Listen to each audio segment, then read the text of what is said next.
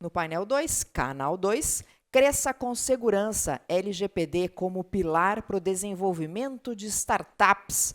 Então, para quem nos assiste online, pessoal do online, vocês podem acompanhar diretamente aqui no palco 1 ou no link, só clicar no link que está disponível para vocês e acompanhar o palco 2. Então, também podem escolher.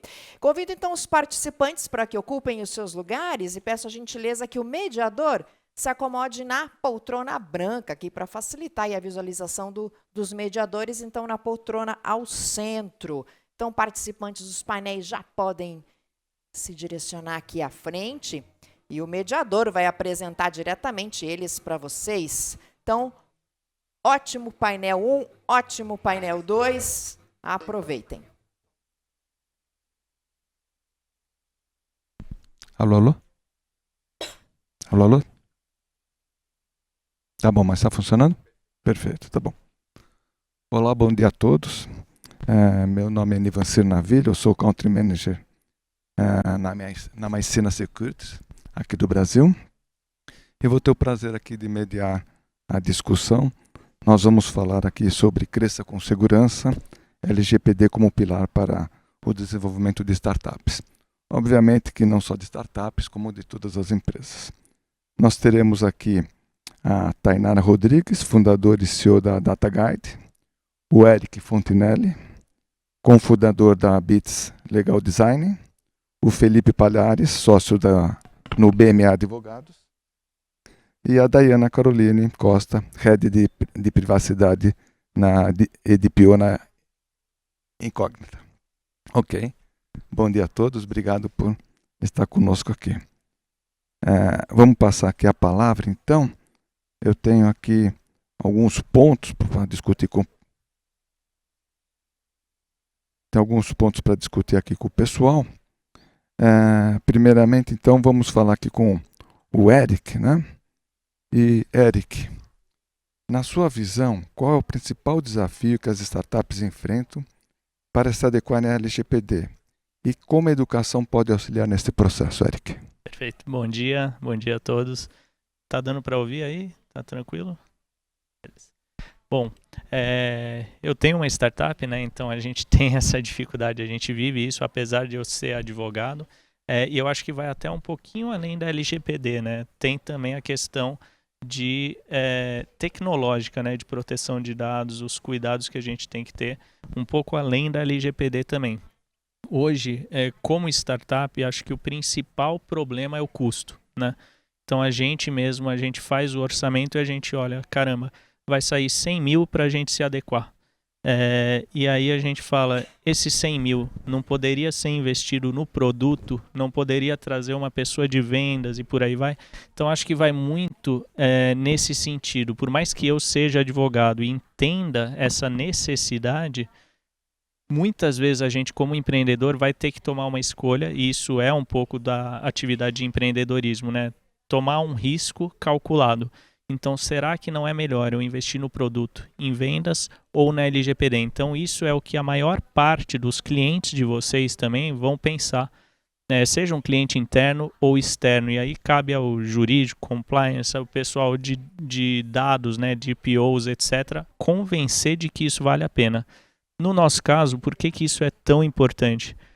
Como a gente trabalha com documentos no final do dia, eu preciso dar segurança para os meus clientes. Então isso virou uma necessidade nossa, mas continua sendo uma dificuldade, né? Então eu tenho que às vezes atrasar o meu produto porque eu estou investindo em segurança de dados, segurança de informação, LGPD, etc., né?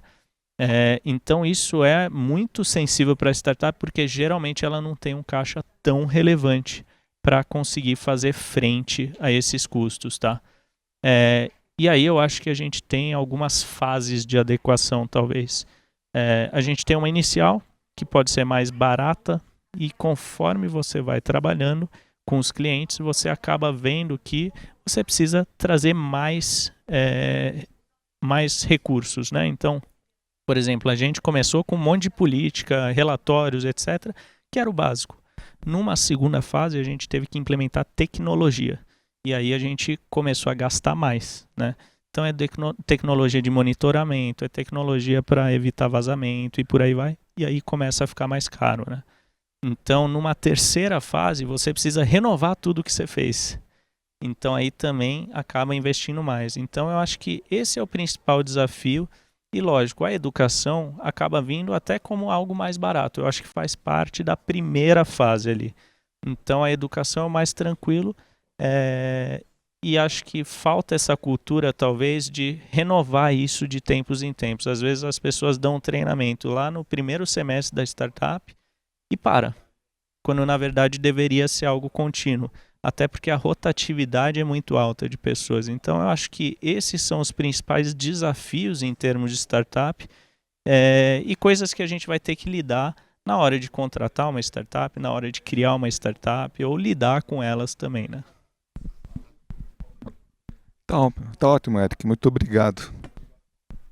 Não sei se a gente tem alguma pergunta aí pro Eric. Só no final? Então tá bom. Então a gente vai ter um tempinho no final. Bom, vamos passar aqui para a Dayana. Dayana, como a Incógnita garante a conformidade com a LGPD, especialmente no que diz respeito à coleta e ao uso de dados de geolocalização? E, ao mesmo tempo, em que impulsiona o crescimento e a inovação em soluções de segurança digital? Bom dia a todos. Vocês me ouvem? Sim? Bom, acho que é um desafio falar depois do Eric, que é o rei aí das startups, sabe tudo do assunto.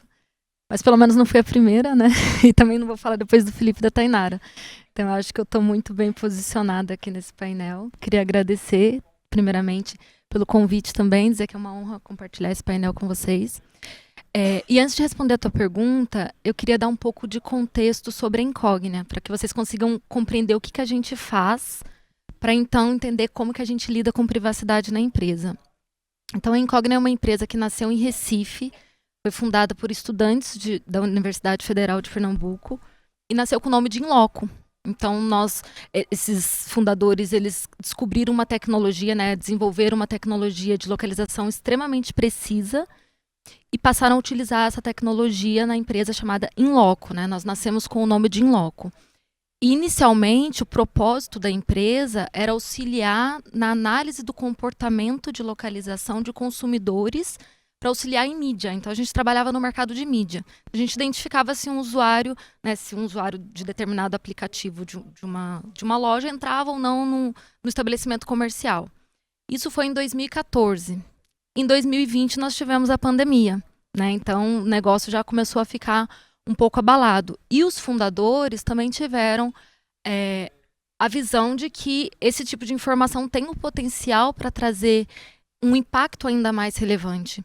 Então, no início de 2021, nós pivotamos e passamos a atuar como Incógnita, que é uma empresa focada na prevenção e no combate à fraude. Então, o que nós fazemos hoje? Nós coletamos dados de geolocalização dos dispositivos associados à inteligência do dispositivo, então dados de integridade, dados técnicos do aparelho, e com base nessas informações nós retornamos uma avaliação de risco para os nossos clientes, para auxiliar nos processos de autenticação, de login, de onboarding, e tudo isso respeitando a privacidade. Então, o próprio nome da empresa, né, Incógnita, é desconhecido, né? Como que a gente faz isso? A gente coleta todas essas informações, entrega uma análise de risco para prevenir fraude, mas nós não sabemos quem são esses usuários. Então, como é que a gente faz? A gente não coleta nenhum dado pessoal de identificação direta. Então, hoje, no modelo que nós temos hoje na empresa, nós não fazemos coleta de nome, CPF, RG, nada disso.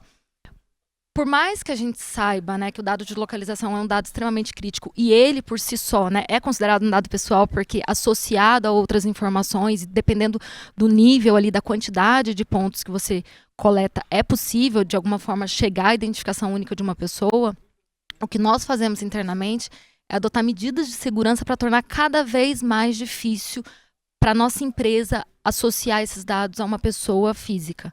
Então, o que a gente faz? Todos os identificadores que os nossos clientes nos mandam, os nossos clientes, para que vocês entendam, são aplicativos e websites, né?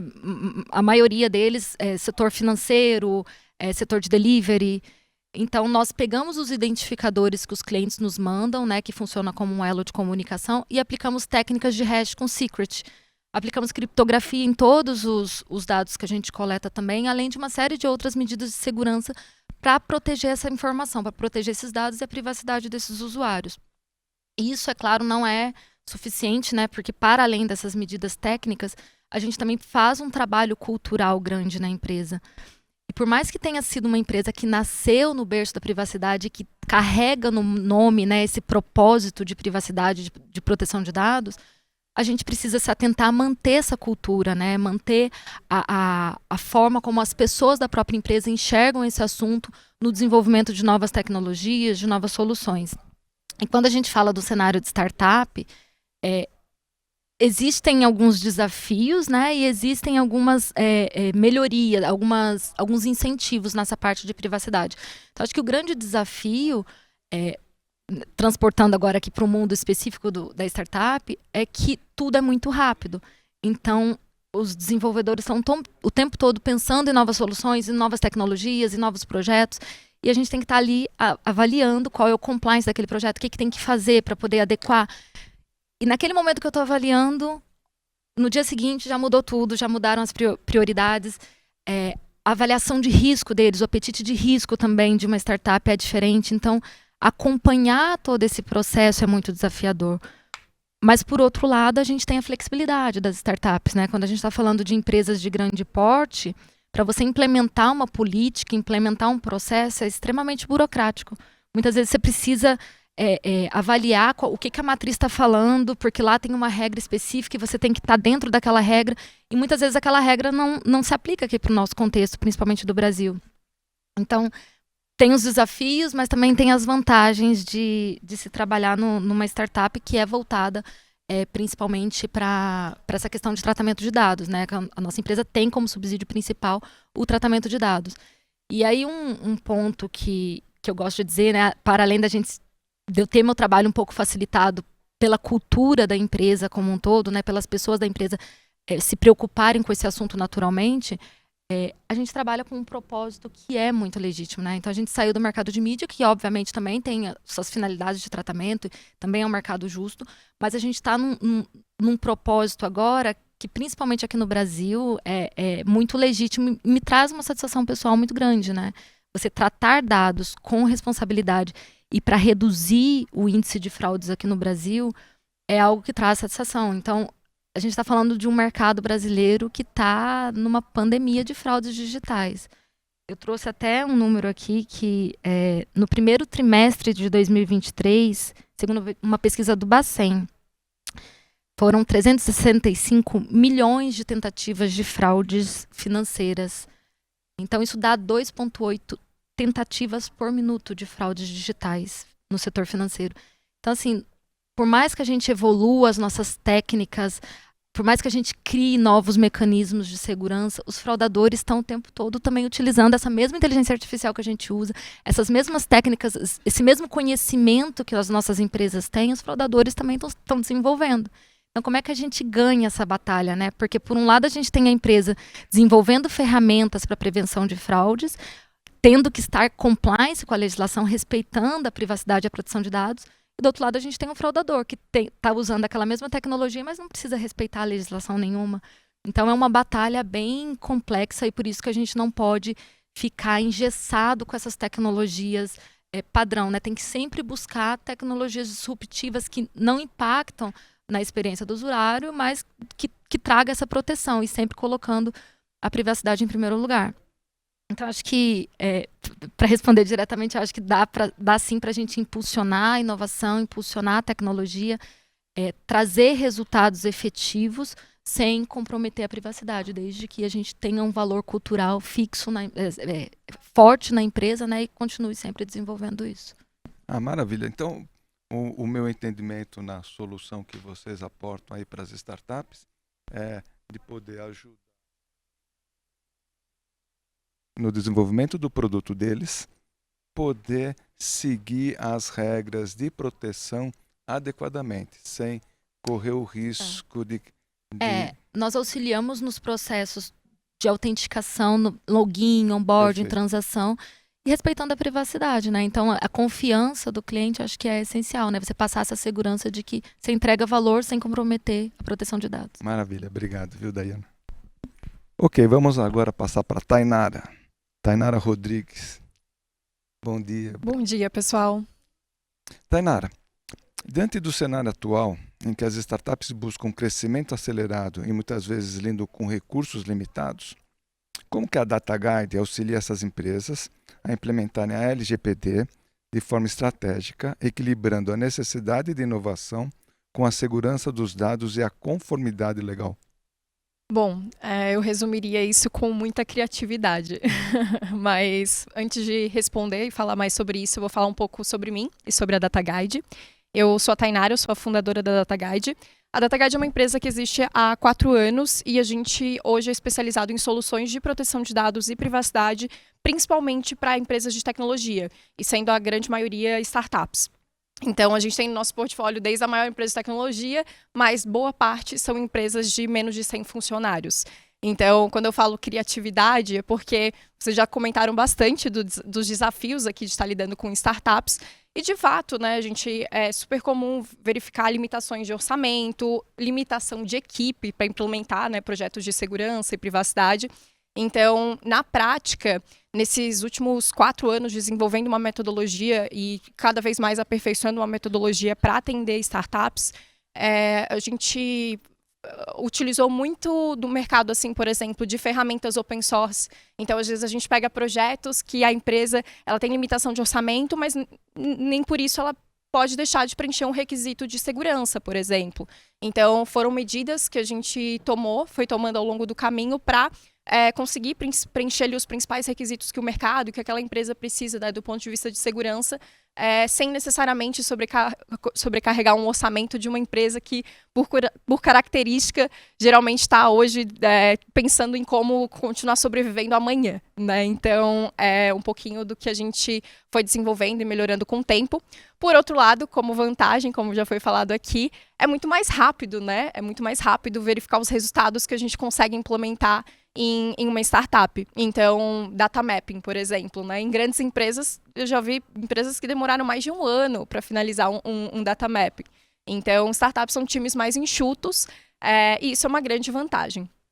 Por outro lado, a gente tem a questão de muitos times de startups, eles estão ali.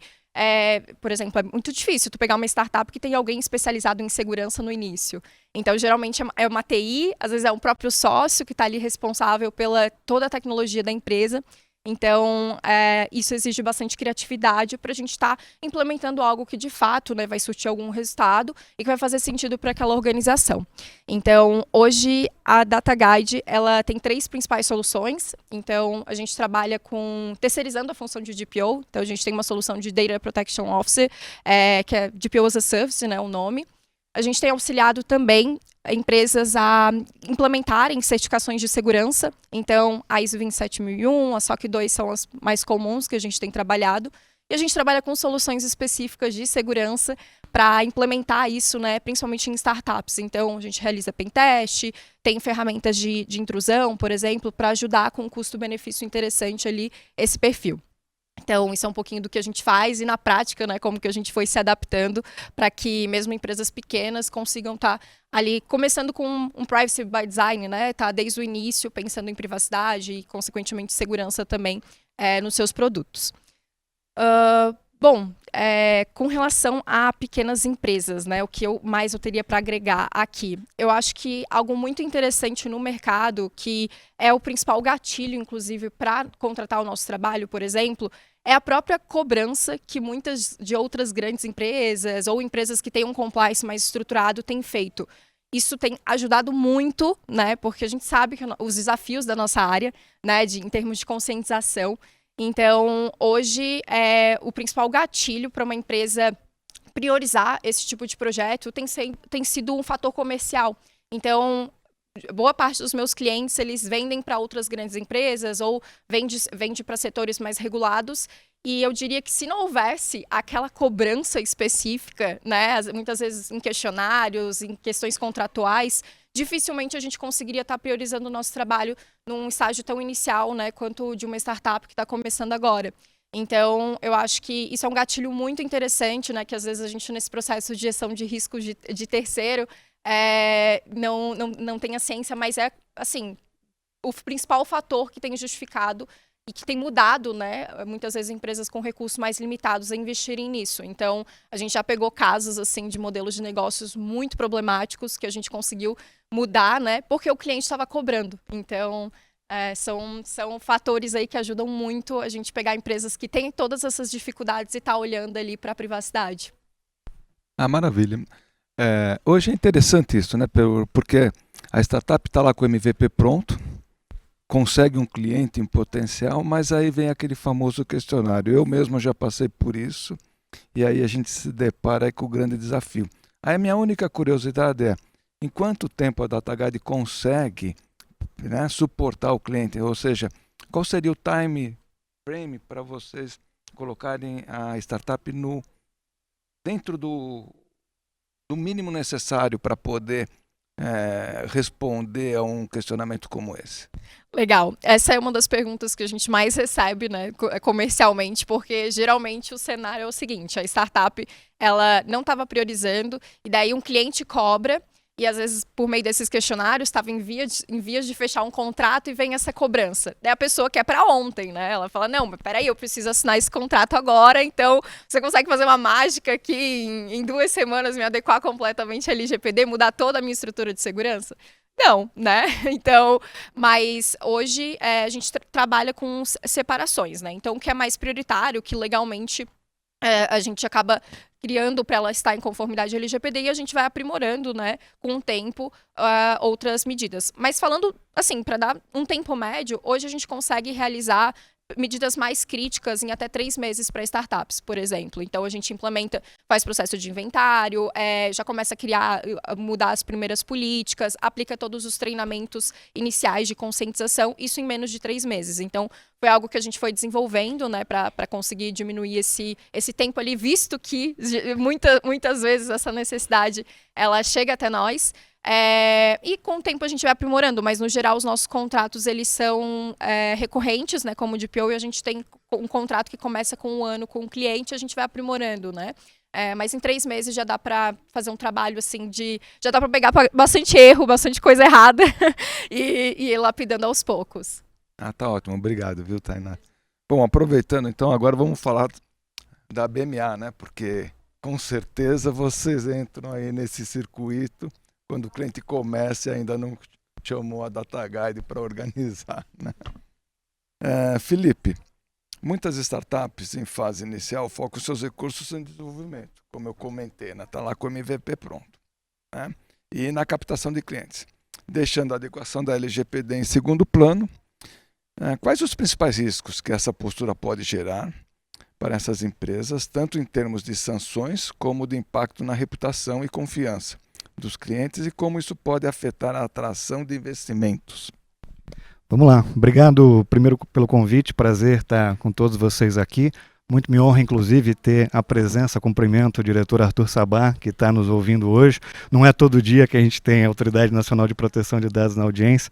Obrigado, doutor Sabá. Inclusive, digo a todos que o doutor Sabá é sempre tão solícito caso alguém queira conversar. Tenho certeza que o doutor Sabá vai estar à disposição. Já percebi que o Nivancir gosta de fazer perguntas difíceis, então eu vou tentar tomar todos os 26 minutos que eu tenho aqui para não vir nenhuma pergunta difícil no final, não, né? Pera aí, Eric. Pera aí, não. O Eric Felipe, é ele. Felipe, Se o Eric tem uma quiser tomar pergunta o pro tempo, Eric lá da tudo bem. audiência. Ah, Vamos então tá deixar bom. por Então 5 tá bom. minutos, Então vai, tá por bom. favor. Então eu vou deixar, não brincadeiras, eu não vou usar todo o tempo. Para começar, em 2019 eu escrevi um artigo que chamava O Valor Positivo da LGPD. Na época, a ideia era tentar conscientizar o mercado que existia um valor positivo para as empresas que olhassem para a LGPD com esse viés. Não é só o viés de que eu preciso cumprir com a lei, eu preciso fazer esse negócio burocrático. Existia realmente um valor competitivo. E a gente começou a ver isso, inclusive, em campanhas publicitárias. A gente está hoje no Cubo Itaú, vocês devem lembrar que o Itaú fez uma campanha publicitária que falava primordialmente de privacidade e de proteção de dados. Não era uma campanha que o Itaú vendia, que tinha a menor taxa de TED, o, sei lá, melhor serviço de CDB, o que for. A campanha, o mote era privacidade e proteção de dados. Era explicar e conscientizar o seu público que aquilo tinha um valor de negócio. Então, em 2019, eu realmente achava e ainda acho que existe um valor positivo ao LGPD, que é um diferencial competitivo. Só que hoje a figura mudou. Hoje, particularmente, na minha visão, o LGPD não é mais um valor positivo somente. Ela é uma condição para você fazer negócio. Eu sei que para pequena empresa, para startup, é muito difícil você olhar para tudo que você tem que olhar para fins de regulação. O Brasil não é um país para amadores, a gente sabe disso, não é só de leis de proteção de dados que você tem que ficar no radar, mas é claro que a LGPD chama a atenção.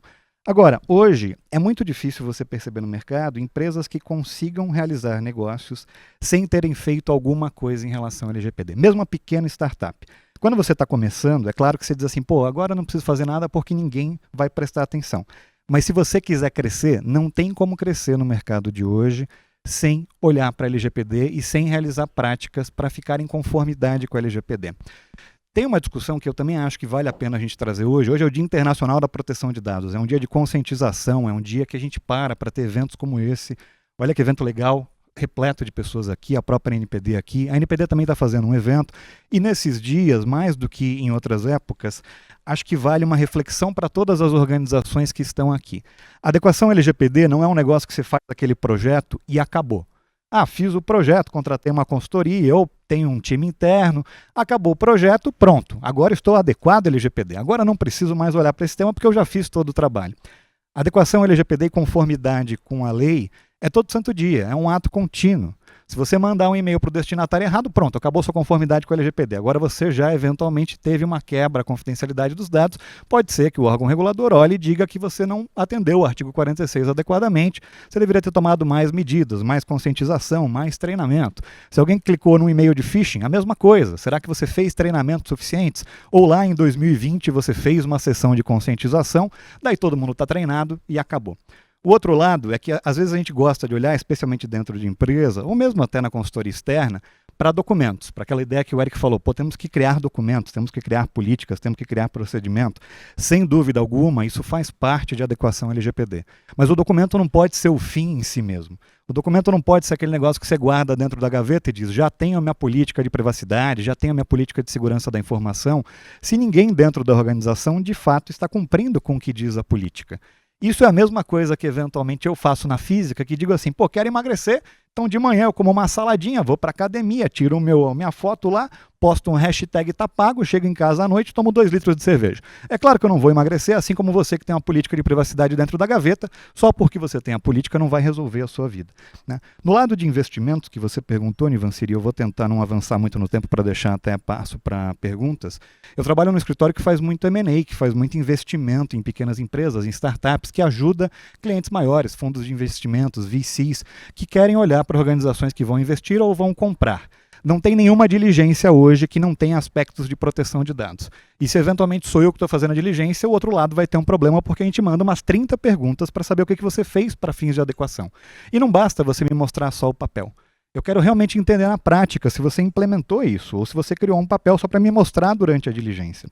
A gente tem vários processos de M&A que não foram para frente por conta de violações LGPD ou de potenciais violações LGPD. Era aquela diligência que a gente identificava que o outro lado, que queria ser vendido ou que queria um investimento, na verdade não tinha feito nada para fins de adequação LGPD. E era um player que basicamente vivia de dados. Hoje em dia qualquer empresa vive de dados. Se você acha que você não é data-driven, aconselho que você repense. Não tem organização que não viva e não se paute nos dados que tem para tomar decisões de negócio, seja de contratações, seja de equipe, seja interna, seja para fins de prospecção. Toda organização olha para dados. E todas as organizações têm dados pessoais. Então não dá para a gente fugir, mesmo sendo uma startup, de olhar para a LGPD. Pô, Palhares, eu sei que eu tenho que olhar, mas ao mesmo tempo assim, não tenho budget. Ok, mas é melhor fazer alguma coisa do que não fazer nada. É melhor você começar esse trabalho, startar esse trabalho e criar inicialmente uma cultura, porque é muito mais fácil criar cultura de privacidade no começo de uma empresa. Você está começando, é muito mais fácil fazer mapeamento de dados no começo de uma empresa. Em tese, você não vai ter um volume gigantesco, você vai precisar entrevistar 3, 4 pessoas que vão conhecer o negócio.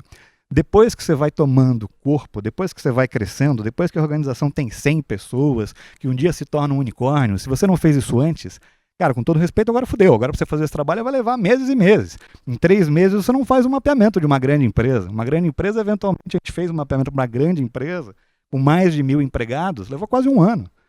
Primeiro porque ninguém quer parar para fazer entrevista de mapeamento, né? Todas as pessoas têm outras metas dentro da organização, tem que vender, tem que prospectar. Daí vem o chato do advogado externo querer fazer a entrevista de mapeamento para entender que dados você trata. A pessoa cancela a entrevista, remarca, não aparece. Isso é o natural de você conduzir um projeto de adequação. Por isso que criar cultura e conscientizar é tão importante, porque se você conseguir fazer isso do começo, depois é muito mais fácil ir para frente, é muito mais fácil até para você vender para os seus clientes que a gente já nasceu LGPD driven, ou data driven, ou o que for, qualquer, você pode utilizar isso como marketing, inclusive, para trazer um valor positivo. Então tem uma discussão gigantesca. Enfim, eu não quero tomar muito tempo, porque eu sei que tem perguntas, mas para vocês que estão aqui, que eventualmente são de startups, não dá no mundo de hoje para olhar para LGPD. Usando um brocardo latim, que é esses brocardos que a gente aprende na faculdade de Direito, que não ajudam de absolutamente nada, LGPD hoje em dia é condição sine qua non, que basicamente quer dizer que é uma condição sem a qual você não faz negócios, e eu realmente acho que sem olhar para LGPD é muito difícil fazer negócio hoje em dia. Muito bem, Palhapa. Você trouxe um ponto interessante que eu acho que talvez o pessoal de startup que está aqui conosco gostaria de saber, né? Principalmente porque óbvio, o maior interesse na startup ela dá certo, né? Vem aquele sócio, né? Ou a aquisição. Num processo de due diligence, qual seriam as 3 perguntas principais que você faria para dizer se aquela startup está ou não apta a participar de um modelo de aquisição, do M&A? Olha, o Q&A que eu mando tem umas 30, mas tem 3 que são sempre fundamentais. Primeiro, se você fez mapeamento. Se você não fez mapeamento, todo o resto fica meio sem pé, sem nem cabeça. Mapeamento dos dados que pessoais. Você consome dentro do seu produto. É entender os fluxos de dados. É como que você coleta o dado, quais dados, para quais finalidades, por quanto tempo você guarda, com quem você compartilha, até o momento em que, enfim, eventualmente você deleta aquele dado, você não tem mais aquele dado. Entender esse fluxo é fundamental para o programa de governança como um todo. Você pode fazer uma política de privacidade, um aviso de privacidade sem isso? Até pode, só que normalmente você vai fazer algo genérico. Você vai, de repente, dizer algo que não é exatamente o que você faz, ou você vai deixar de dizer coisas que você faz. Sem entender os dados que você tem, não tem como você fazer o trabalho, sem contar que lá pelo artigo 37 da LGPD, essa é uma obrigação para qualquer agente de tratamento, você ter o registro de operações de tratamento. Então, se começa, a pergunta vem, se você não fez o mapeamento, eu já sei que você não está adequado à legislação. Agora, o que mais me importa para saber na hora de um investimento, na hora de uma diligência, são outras 2 perguntas. A primeira, você já sofreu um incidente de segurança? Porque um incidente de segurança tem reflexos gigantescos. Eu atuo basicamente em ataque cibernético, incidente de segurança. O incidente de segurança tem um reflexo para o negócio enorme. Imagina que você é a Coca-Cola e daí vazou a fórmula da Coca. Qual que é o valor que tem a Coca agora? Talvez mais nenhum. Então, se você já sofreu um incidente de segurança e já vazou a sua propriedade intelectual, ou pode ter vazado, qual que é o valor do seu negócio de fato? Talvez o valor do seu negócio tenha se esvaído. Não é nem o problema da sanção em si. Muita gente olha para o incidente de segurança pensando assim, vou tomar uma multa. Primeiro que, pela própria atuação da NPD, a gente tem visto que nos casos de incidente de segurança, se você comunicar, se você fizer tudo certinho como você deveria ter feito, tanto antes do incidente, durante e após, não é porque você sofreu um incidente de segurança que você vai ser multado, vai ser sancionado. A própria NPD já disse isso num dos relatórios, no despacho decisório, no relatório técnico que tem lá. Então não é o fato assim, sofri um vazamento de dados, vou receber uma sanção. Não é por isso. Mas tem o outro lado, que é saber quais que são as fragilidades, o que já aconteceu. E a terceira pergunta, você já recebeu algum processo, alguma reclamação, algum processo administrativo ou judicial, alguma investigação envolvendo temas de proteção de dados? Porque isso também é fundamental. Não que o fato de a NPD estar te investigando vá quebrar a empresa ou vá complicar. Em muitos casos, na verdade, a NPD investiga, olha lá, viu que estava tudo certo e fecha o processo sem nenhuma sanção. Em outros casos, pode ser que uma sanção seja aplicada. E daí queria só pontuar rapidamente num aspecto que é o seguinte. Muita gente olha para a LGPD e fica com medo das multas. Pô, vou tomar uma multa, não sei o quê. Tem coisa muito pior do que a multa, na minha humilde visão. Talvez vocês tenham acompanhado, se vocês não acompanharam, o caso do INSS, que é um dos casos dos processos sancionadores que houve uma sanção. No caso do INSS, a sanção que foi imposta pela NPD, na minha humilde opinião, é muito pior que qualquer multa. É uma sanção que chama publicização da infração. O que é essa sanção? É quando a NPD determina qual que é o texto que você vai utilizar para comunicar aos seus titulares. E o texto no caso do INSS, para quem viu, era basicamente assim. O INSS, por ter sido condenado pela Autoridade Nacional de Proteção de Dados por não comunicar o incidente de segurança, agora comunica aqui. A sanção era, coloque isso no seu site principal por 90 dias e coloque isso no seu aplicativo na área de mensagens, colocando lá aquela bolinha vermelha de que tem uma mensagem não lida por 90 dias. Para o INSS isso não muda muito, porque não dá para a gente escolher se a gente quer ser segurado ou não em vários cenários. Para uma empresa, para uma startup, isso quebra a empresa. Imagina você colocar no seu site, fui condenado pela NPD por violar a LGPD. Isso aqui é pior que qualquer multa. Multa você paga, reputação você não reconquista. Maravilha, obrigado, Palhares. Bom, nós temos aí quase 15 minutos, então nós podemos passar aí para perguntas do público, né? Tem uma para o Eric, né? Vamos voltar ao Eric, então. Tá bem. Dayana.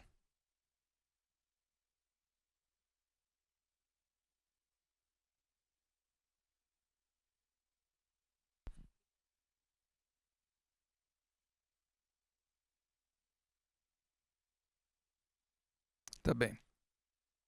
Deixa eu ler aqui a pergunta, vamos lá. Agora eu vou precisar do meu óculos.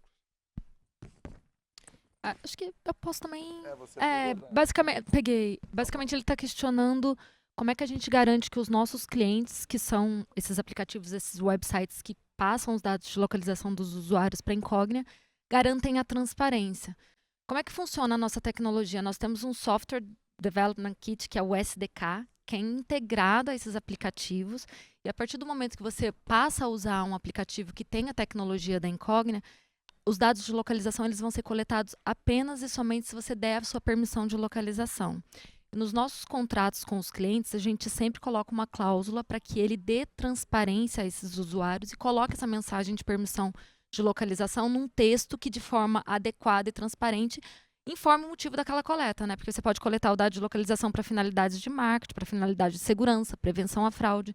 Então, a gente tem esse cuidado, né, inclusive nos próprios processos de due diligence que a gente faz com os clientes, eles mesmos questionam, né, como é que a gente faz para coletar esse dado e tratar para essa finalidade. Então, a gente acaba atuando também um pouco como consultivo dos nossos próprios clientes.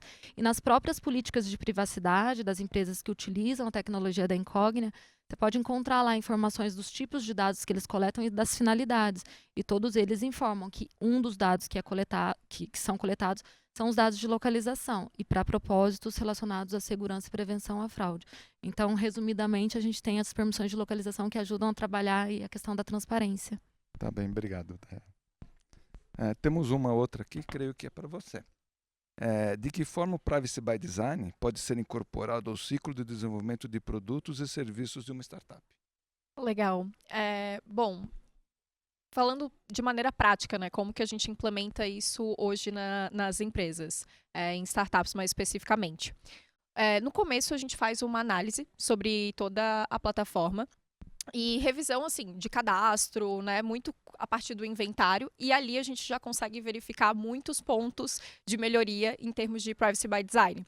E depois conscientização, né? A gente tem que ficar reforçando, e na nossa metodologia de trabalho, geralmente a gente tem contrato com as empresas de pelo menos 12 meses, a gente coloca ao longo do tempo verificações dentro dessa plataforma, enfim, do site dessa empresa, onde está o aplicativo, muitas vezes, para verificar se isso está sendo cumprido na prática.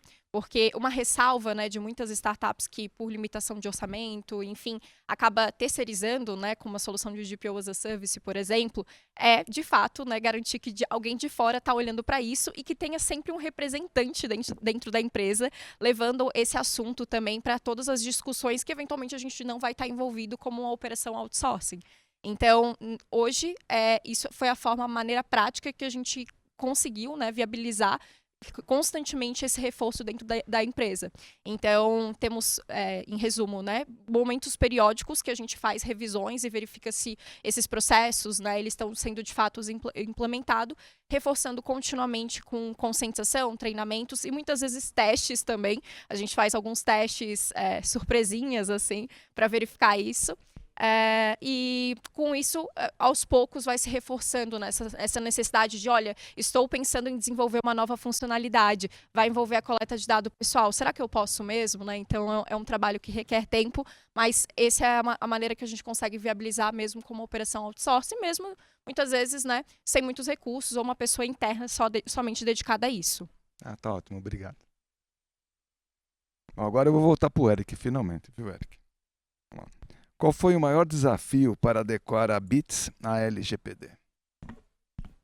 Bom, acho que aí vai um pouco do que eu falei antes. Tem a LGPD, a questão de segurança de dados, eu acho que os dois andam muito juntos, né? Como foi falado aqui, acho que o Palhares mencionou bastante, para você contratar com grandes empresas, e esse é nosso principal cliente, a gente geralmente atua com empresas de mais de 10 mil funcionários e tal, você tem que seguir alguns requisitos. E esses requisitos vêm junto com o time de compras, time de segurança da informação, e eles muitas vezes vão repassar essas exigências que de repente um DPO fez, que o jurídico fez, a área financeira fez. Então, acho que aí é muito importante a gente ver o que eles estão pedindo. E aí, voltando até numa fala anterior do pessoal, é muito interessante que, dependendo da empresa, você não sabe o que vai vir. E aí, é muito interessante falar com o pessoal de segurança da informação, pelo menos a minha experiência como fornecedor é assim. Time de segurança da informação, o que vocês precisam de segurança para eu poder passar para vocês o que eu tenho? Eu não vou te falar o que eu preciso. Eu quero saber o que você tem. Aí você não sabe, você vai descarregar um caminhão de informação. E aí, às vezes ele vai passar, às vezes ele vai negar, você não sabe por que passou ou por que negou. Então, para quem é empreendedor é muito ruim isso também, porque esse é um principal desafio, né? Você não sabe o que está sendo avaliado, o que você precisa ter. E uma resposta que eu tive uma vez lidando com um banco foi: não, a gente quer saber o que você tem para ver a sua maturidade em termos de segurança da informação LGPD. Mas, cara, o que você está avaliando? E sou maduro ou não? Então a gente sai meio que caçando, principalmente eu, né? Eu saio caçando tudo que tem de segurança da informação para saber qual que é a última novidade para tentar implementar lá dentro. Porque você nunca sabe o que vai ser pedido. A segunda dificuldade é cada empresa tem um requisito diferente. Então, principalmente em startup, onde o objetivo é escalar o produto, isso se torna muito difícil, porque não existe um padrão de mercado. Então, isso faz com que a cada cliente você precise criar uma solução diferente. Por exemplo, eu trabalho com os 4 maiores bancos do Brasil. Eles não me pediram nada que uma seguradora me pediu, por exemplo. E aí eu tenho que adequar toda a minha arquitetura de software, meu produto, para essa seguradora, ao mesmo tempo que eu estou atendendo outros clientes. Se eu fizer essa adequação, vai impactar todos os meus clientes. Quando a gente fala em obter escala, eu tenho que fazer coisas que vão ser aproveitadas para os outros. Então não adianta eu customizar algo para esse cliente. Então, às vezes, a gente tem que até evitar alguns clientes para garantir que a gente tenha esse ganho de escala, porque senão você vai fazer isso a cada cliente, você criou várias versões do seu produto e aí gera um risco ainda maior, porque você não controla 20 versões do seu produto. Você controla 1, 2, 3. Se você tiver 20 diferentes, aí o seu risco de exposição é muito maior. Então, acho que essas são as principais dificuldades. Na realidade, no final das contas, né, um produto ou uma solução, ela não vai resolver todos os problemas. Exato. Né? Ou seja, você tem que ter um conjunto de solução. E muitas vezes administrar um conjunto de solução é complicado para o lado do cliente. Daí vem sempre esses pedidos, né? Olha, não dá para fazer isso, não dá para fazer aquilo. A gente vive isso no dia a dia da Maicena também. Todos os dias, eu poderia dizer para você. Exatamente. Olha, a gente ainda tem 6 minutos, então mais uma pergunta para você sobre gel. Olha lá, como a Incognia lida com a adaptação a diferentes regulamentações de privacidade de dados em relação a dados de localização, especialmente em mercados globais. Eu não sei se você comentou que atende mercados globais sim, ou não. Nós atendemos. Eu não percebi isso, desculpe. Não, mas eu não falei. Ah, então Mas tá bem. isso tá certo. A Incognia hoje atua globalmente e eu posso dizer que é extremamente desafiador tentar se adequar a todas as legislações que a gente acaba se sujeitando, né, ao prestar serviço em outras localidades. E eu tenho até um exemplo recente, assim, do ano passado, quando a gente estava prospectando um cliente na Turquia. E aí a equipe de venda já começou a conversar, já começou a mandar contrato e tal. E aí esse assunto só chegou para mim quando a gente já estava na fase de tipo, será que vai? E aí eu fui pesquisar a legislação local. Tem toda uma dificuldade da linguagem, né, do idioma. E aí a gente viu que tinha uma limitação de transferência internacional de dados na Turquia, porque nós armazenamos os dados nos Estados Unidos, em Virgínia. Nós utilizamos a Amazon. E aí a gente não podia fazer essa transferência de dados, então a gente não poderia atuar para esse cliente na Turquia. Então, assim, o desafio de você atuar globalmente traz esse tipo de problemática, né? Você precisa estar muito alinhado com o seu time de vendas para que toda vez que você vá para um país que a gente ainda não avaliou a legislação, o time de privacidade seja acionado para que a gente possa checar se não existe algum requisito específico. É óbvio que eu não sou especialista em outras legislações, né? A gente custa entender LGPD, quanto mais leis de outros países, mas esse tipo de cuidado, até para conversar com os clientes, né, que têm um conhecimento sobre a legislação local, a gente precisa ter. E quando a gente fala de dados de localização, pela LGPD, ele não é considerado por si só como um dado pessoal sensível. Embora, através do dado de localização, você possa chegar a informações que são consideradas sensíveis. Mas os Estados Unidos trata de uma forma distinta, né? O dado de geolocalização precisa, ele é considerado um dado pessoal sensível. Então, tem uma série de desafios e a gente está o tempo todo aí tentando, né? E tapando os buracos, mas de fato tem que tentar acompanhar as regulamentações em nível global quando você tem uma atuação para além do Brasil. Muito bem, muito obrigado. E é verdade mesmo, nós mesmo na Maicena agora estamos implementando solução multi-region, que é hospedar cada cliente de cada país na região de acordo com a sua legislação. Bom, nós temos mais 3 minutinhos, eu vou passar para considerações finais, começando com a Tainara. Vamos lá. Bom, pessoal, agradecer, né, em 3 minutinhos, é basicamente isso, uma honra estar participando aqui desse painel. Eu acho que a conclusão aqui é que, de fato, né, startup exige essa criatividade, tem esses desafios, e essa conscientização, né, que o próprio mercado tem trazido, né, tem ajudado muito a priorizar, né, essa área que é tão importante para começar ali com uma Privacy by Design. Então, continuem, de quem vem de organizações maiores, né, solicitando, exigindo isso dos seus fornecedores, é muito importante para se levar isso adiante. E vou passar a palavra aqui nesses 2 minutinhos para o resto do pessoal também. Daiana? Bom, queria só agradecer a oportunidade, estou muito feliz, muito honrada de participar desse evento, justo hoje, no Dia Internacional da Proteção de Dados, e dividindo o painel com pessoas tão brilhantes. Então, só mesmo agradecer. Quem quiser trocar ideia sobre privacidade, proteção de dados, quiser conhecer mais da Incognia, também pode me adicionar no LinkedIn. E é isso. Muito obrigada, pessoal. Obrigado, Dainara. Palhares. Também agradeço a todos. Queria fazer um convite, aproveitar esse espaço. Tem alguém aqui que é estagiário ou recém-formado, se formou nos últimos 2 anos? Levanta a mão. Não, aqui só tem o pessoal já mais maduro. Mas deixo o convite para caso vocês tenham pessoas que vocês conheçam. Eu tenho vários projetos paralelos e um dos projetos que eu resolvi fazer nos últimos tempos é uma mentoria coletiva gratuita para quem é recém-formado ou está na faculdade e quer trabalhar com proteção de dados. Então, se vocês souberem de alguém que tenha interesse, não custa nada, nem R$1, nem um puto. São 4 encontros aos sábados online para participar de qualquer lugar do Brasil, só que você tem que querer trabalhar com proteção de dados, que é a única coisa que eu posso eventualmente dar um insight. Se vocês conhecerem alguém que tem interesse, pode mandar lá para o meu, acho que está no Instagram, o Felipe Palhares. Tem um site específico para se inscrever, só que as inscrições acabam hoje, que é o Dia Internacional de Proteção de Dados. Então, se for o caso, o dia de recomendar é hoje. Obrigado a todos, obrigado pelo convite. Obrigado, Palhares. Eric? Bom, queria agradecer a todo mundo poder participar aqui com vocês, a presença de todo mundo também. E queria lançar um apelo aqui, né? A galera que está cuidando dessa parte de segurança da informação e segurança de dados. Quanto mais conseguir sistematizar isso para facilitar para nós empreendedores, é muito bom. Eu discuto muito com a Tainara, a gente fica discutindo, pô, onde será que tem tal coisa, que você precisa fazer aqui. Então seria muito legal ter isso sistematizado e claro, porque como o pessoal falou aqui, e eu acredito muito nisso, é uma questão importante para você estar no mercado, né?